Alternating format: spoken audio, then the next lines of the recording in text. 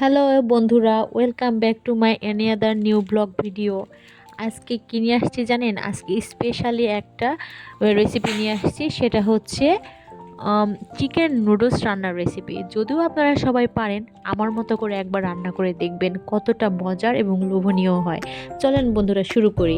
প্রথমে আমি পানি নিয়ে নিয়েছি চুলোয়। পানি অবশ্যই গরম করে নেব। গরম করা হইলে তেল দিয়ে দেব হালকা, তারপর নুডলস দিয়ে দেব যখন পানিটা ফুটবে আর কি। তারপরে দেখেন ঠান্ডা পানি দিয়ে আমি কিন্তু নুডলসগুলো ঝরঝরা করে নিয়েছি, একটার সাথে আরেকটা কিন্তু একটুও লাগবে না।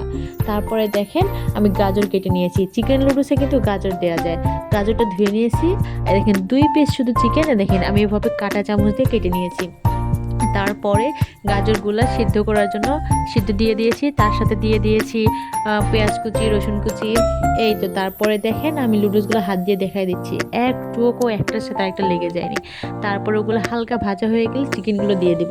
হালকা ফ্রাই হয়ে গিয়েছে, এখন দিয়ে দিব নুডলসগুলো। তারপরে নুডলসের সাথে যে মশলাটা ছিল ওইটা দিয়ে দিব।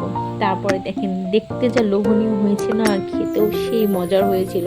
আপনারা অবশ্যই বাসায় ট্রাই করে দেখবেন। তারপরে 2 মিনিট জাল করে নিয়েছি, হয়ে গেছে আমার নুডলস।